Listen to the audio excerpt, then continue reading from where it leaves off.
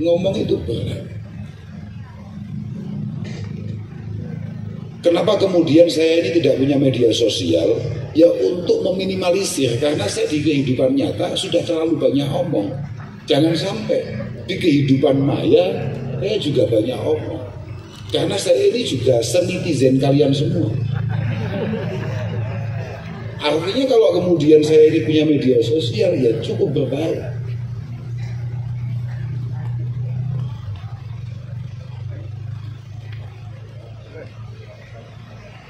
Ngomong yang benar dan baik belum tentu itu kemudian membuat orang lain menerimanya secara benar dan baik. Apalagi ngomong keliru.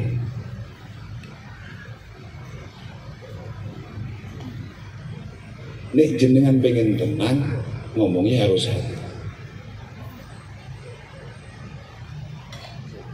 Ihfad lisanak ayyuhal insan, la yadghannaka innahu su'ban.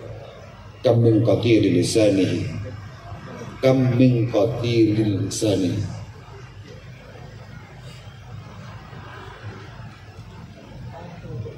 Kita harus punya kemampuan untuk menjaga mulut kita. Lah padahal jenengan penak, wong jenengan gak pati ono sing ngundang. Permasalahannya wong kakean cangkem model awake dhewe gitu. Yang sebetulnya harus jauh lebih berhati-hati. Ya termasuk Gus Rofi yang setiap malamnya, bahkan tadi itu sampai April dia sudah dapat undangan. Nek kula niku mboten gelem ngoten niku. Mboten gelem. Kula niku beberapa bulan yang lalu teman-teman dari kota Batu ini sudah ke rumah dan saya tolak terus sampai masuk Desember baru saya terima. Karena menurut saya orang menerima undangan sampai sebulan, 2 bulan, apalagi setahun, mohon maaf Gus, itu juga ada sombongnya. Siapa yang akan menjamin kita akan hidup sampai minggu depan?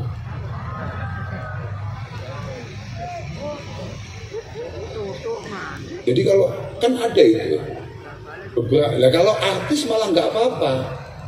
Lah kalau kiai ditanya, kiai 2 bulan lagi jenengan ke rumah saya ya. Oh tuh nggak bisa.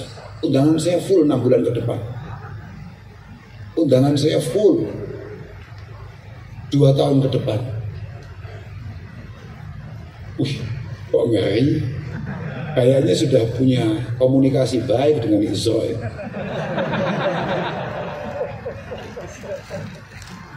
Takut.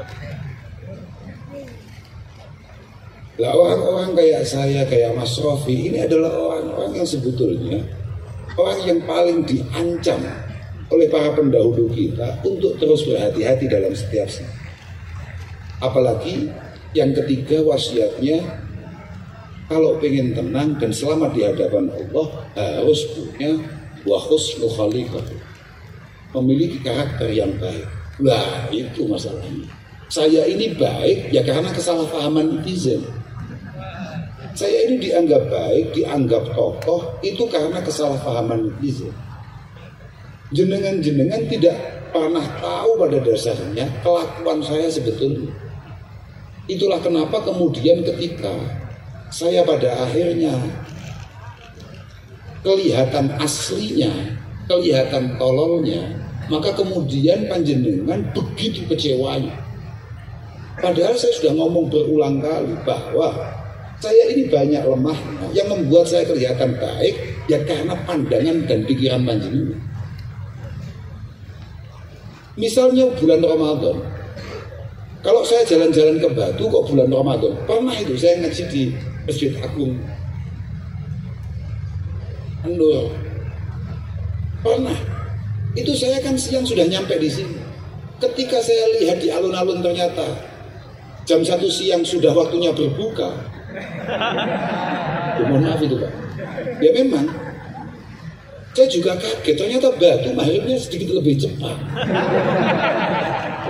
Loh, itu sebetulnya saya juga pengen berbuka di saat yang sama.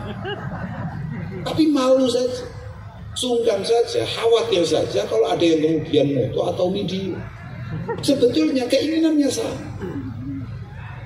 Ketika dia kemudian tidak puasa, sebetulnya saya hati kecilnya juga ngomong pengen yang sama.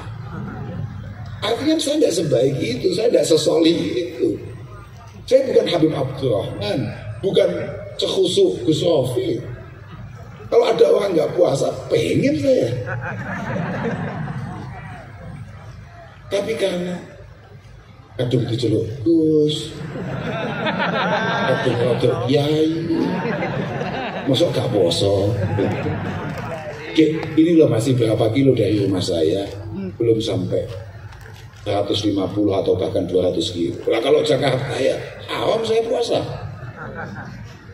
Kalau ada undangan ke Jakarta ya wajib mokel. Dulu kiai-kiai kuno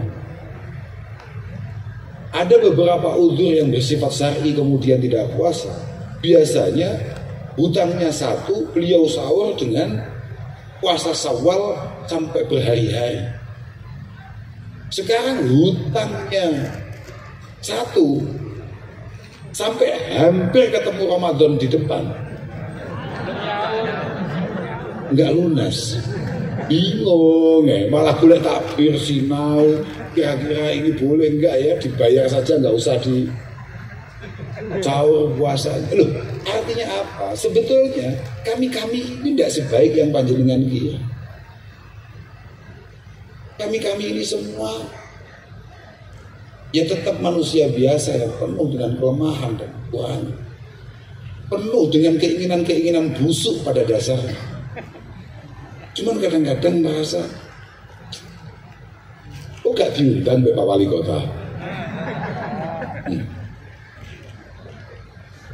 Padahal kita kembali kepada wasiat tadi itu. Kota Batu semuanya semuanya cocok dengan langkah yang panjenengan ambil, itu sudah satu kesombongan.